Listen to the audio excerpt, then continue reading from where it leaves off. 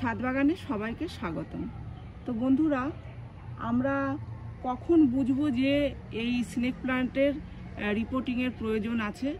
তো যদি আমরা ঠিকঠাক মতো ঠিক সময় মতো যদি রিপোর্টিং না করি তো কি হবে এই গাছের?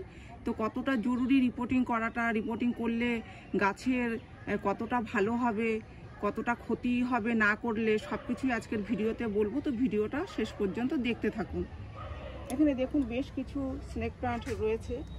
তো আমরা কখন বুঝবো যে এই গাছে রিপোর্টিং করার প্রয়োজন আছে? এই টবটাকে দেখাই, দেখুন এই যে টবটা, তো এই টবটা ব্যাকা হয়ে যাচ্ছে, মানে এর নিচ থেকে কিন্তু এ চারা বের করছে। তো এই অবস্থাতে যদি আমি এটা রিপোর্টিং না করি, এটা তুলে যদি অন্য টবে না দিই, বড় টবে না দিই, তাহলে এই টবটাকে ফাটিয়ে দেবে। তো একটা বসিয়েছিলাম, একটা থেকে তিনটে দেখা যাচ্ছে গাছ।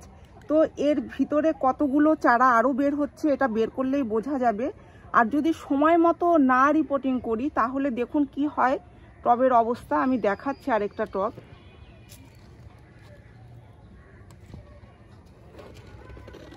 এই দেখুন এই টবটাকে ফাটিয়ে দিয়েছে। তো এই যে ভিতরে যে এই যে চারাটা বের হতে পারছে না, তো সেই কারণে এটা বেরানোর জন্যই কিন্তু এই টবটা ফাটিয়ে দিয়েছে। তাহলে আমাদেরকে বুঝতে হবে যে যখন দেখা যাবে যদি প্লাস্টিকের পটে বসান, তখন বুঝতে হবে যেই দিক থেকে চারাটা বের হবে টব কিন্তু ফুলে উঠবে। আপনি হাত দিলেই বুঝতে পারবেন টবটা ফুলে উঠছে। টব ফাটানোর আগেই গাছ টব থেকে বের করে নেবেন, তাহলে আর টবটা ফেটে যাবে না। আর এই দিকে দেখুন এই যে ভর্তি হয়ে যাচ্ছে, মানে মাটি ওপরের দিকে উঠতে থাকবে। মাটি ওপরের দিকে উঠে দেখুন মাটি কিন্তু ওপরের দিকে উঠছে, মানে প্রচুর চারা এর ভিতরে রয়েছে। তো এটা আমরা বুঝতে পারবো এইভাবে যে আমাদের টব পরিবর্তন করার প্রয়োজন এসেছে। আরেকটা মাটির টব আমি দেখাবো। এই দেখুন এটা যেহেতু মাটির টব, এটা কিন্তু আমরা হাত দিয়ে বুঝতে পারবো না যে কোথাও ফুলে উঠেছে। তো এটা কিন্তু এই মাটির টব হলে কিন্তু দেখবেন এরকম ওপরের দিকে মাটিটা উঠবে। এই যে মাটি, এতটা মাটি ছিল, সেই মাটি ফুলে ওপরের দিকে উঠে গেছে, মানে এর ভিতরে অজস্র কিন্তু চারা এ বের করছে। এই একটা দেখা যাচ্ছে চারা ওপরে যেটা উঠেছে, এই একটা বের হয়েছে। এটাও আমি একটাই বসিয়েছিলাম, আর এইভাবে কিন্তু চারা বের করেছে। আর এই সাইডে দেখুন এই দিকের মাটিটা একটু নিচের দিকে, আর এই দিককার মাটিটা ওপরের দিকে, মানে এই সাইডে কিন্তু অনেক চারা রয়েছে। এটা আমি কিছুদিন পরে নতুন একটা টবে আবার এটা বসিয়ে দেবো, মানে একটু বড় সাইজের টবে বসিয়ে দেবো। এটা আমার 7 ইঞ্চি টবে বসানো রয়েছে। আর একটা আমি প্যাকেটে বসিয়েছি, এই দেখুন একটা চারা আমি প্যাকেটে বসিয়েছিলাম, এই একটা চারা। তো তার থেকেও কিন্তু এরকম চারা এই যে প্যাকেটটা ফাটিয়ে বের করে দেখুন কত বড় হয়ে গেছে এই চারাটা। তো এইভাবে কিন্তু প্রচুর চারা বের করে। যখন দেখবেন যে একটা বসালে কিন্তু অনেক সময় আমরা বুঝতে পারি না যে কত দিনে এর চারা বের হচ্ছে, কিন্তু যখন একটা শিকড়, যখন একটা চাক বেঁধে যাবে, যখন অনেক মানে শিকড় তৈরি হয়ে যাবে, সেই সময় কিন্তু প্রচুর চারা বের করে এই স্নেক প্লান্ট। তো যারা একটা এনে বসিয়েছেন ঘাবড়াবেন না, দেখবেন কিছুদিন রাখুন, দেখবেন অনেক চারা পেয়ে যাচ্ছেন ওই একটি গাছ থেকে। তো আমি এখানে আরেকটি টব নিয়েছি, নতুন টব, যেটাতে আমি এইটা আমি তুলে বসাবো, কারণ আমি চাই না যে এই টবটা ফেটে যাক।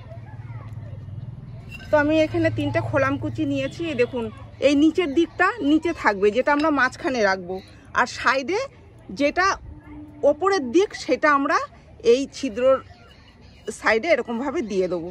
তাহলে কিন্তু জল নিকাশের ব্যবস্থাটা ভালো হয়। মাঝখানে দেবো এই নিচু দিকটা এইভাবে, আর সাইডে দেবো এই দিকটা এইভাবে। এই দেখুন কত সুন্দরভাবে কিন্তু সেট হয়েছে, মানে এর থেকে শুধু জলই বেরাবে, কোনো রকম সার, মাটি, বালি কিছুই বেরাবে না। তো এতে আমি কিছুটা দিয়ে দিচ্ছি এই মাটির মিশ্রণ। এখানে আমি নিয়েছি 2 ভাগ মাটি, অর্ধেক ভাগ বালি, অর্ধেক ভাগ জৈব সার। আপনারা 2 ভাগ মাটির সাথে 1 ভাগ বালি মিশাতে পারেন। আমি 1 ভাগ দিলাম না, কারণ আমি মাটির টবে বসাচ্ছি আর এটা আমার ছাদেই থাকবে। তো মাটির টবে খুব তাড়াতাড়ি জল টেনে নেয়, সেই কারণে অর্ধেক ভাগ বালি আমি মিশিয়ে দিচ্ছি। আপনারা যদি প্লাস্টিকের টবে বসান তা সেই ক্ষেত্রে আপনারা 1 ভাগ বালি মিশাতে পারেন, কারণ প্লাস্টিকের টবে কিন্তু জল টানতে চায় না।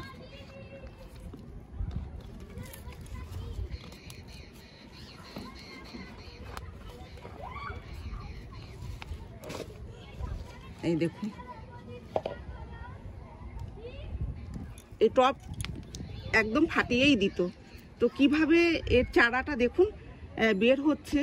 একটা চাপ খেয়েছিল, বেরাতে পারছিল না, এদিকে দুটো দেখা যাচ্ছে।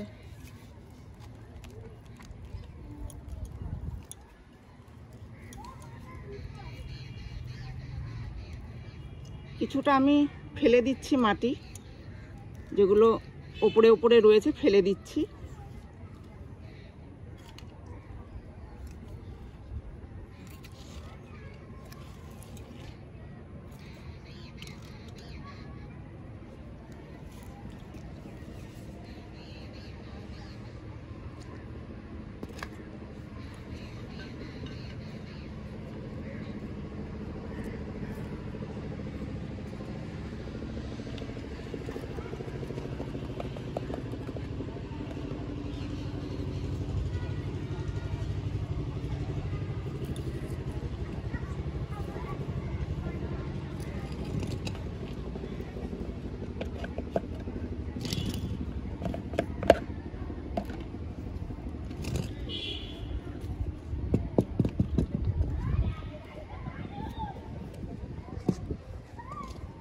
এই যে আমার বসানো হয়ে গেছে এই টবে, এবার জল দিয়ে দেবো।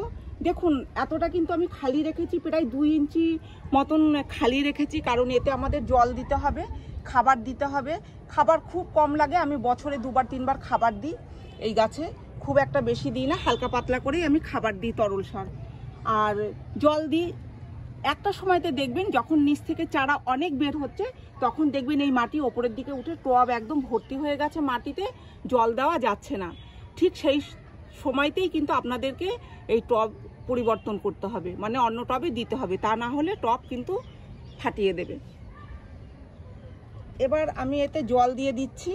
এবার জল আপনারা বুঝে দেবেন, প্রথম দিন একটু বেশি করেই জল দিয়ে দেবো, তারপরে যে জলটা দিতে হবে যখন দেখা যাবে মাটি শুকিয়ে আসছে তখনই এই গাছে জল দিতে হবে। এখানে দেখুন কীরকমভাবে মাটি শুকিয়ে রয়েছে, তো একদম শুকিয়ে গেছে, তো আমি এই গাছে জল দেবো আজকে। হ্যাঁ, তো ভিজে অবস্থাতে জল দেবেন না, এর যদি ক্ষতি হয় তাহলে কিন্তু অতিরিক্ত জল দেওয়ার কারণেই এই গাছের ক্ষতি হয়। তো এইভাবে আপনারা রিপোর্টিং করবেন। আর একজন আমাকে কমেন্ট করেছেন যে দিদি গাছ লম্বা করতে চাই না, অথচ অনেক করতে চাই, টব ভর্তি হয়ে থাকবে কিন্তু গাছ লম্বা হবে না, সেই ক্ষেত্রে কি করব?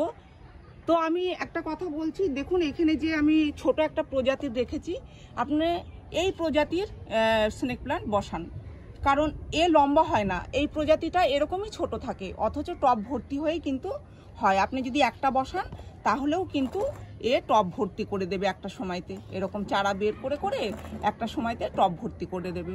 তাহলে এই প্রজাতির গাছ বসাতে হবে যারা ছোট রাখতে চাইছেন, লম্বা করতে চাইছেন না গাছ।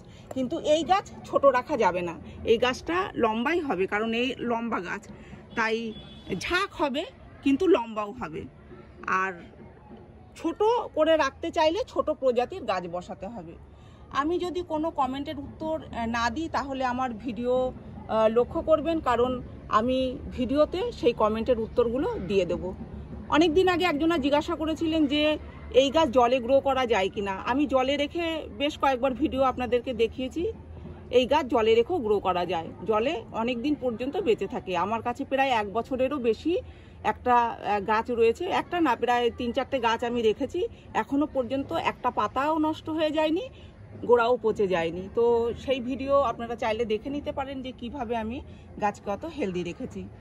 কিছু কথা তো নিশ্চয়ই ওর মধ্যে বলা রয়েছে যে জলে আমরা গাছ রাখলে কি করে গাছকে ভালো রাখবো, তো সেই ক্ষেত্রে আপনারা ভিডিওটা দেখে নিতে পারেন। তো এই ছিল আজকের ভিডিওটি আমি এখানেই শেষ করছি। যদি ভিডিও ভালো লেগে থাকে তাহলে একটি লাইক করবেন, কমেন্ট করে জানাবেন আর চ্যানেলটিকে সাবস্ক্রাইব করবেন। আপনারা গাছ লাগান, ভালো থাকুন, সুস্থ থাকুন, দেখা হবে পরের ভিডিওতে।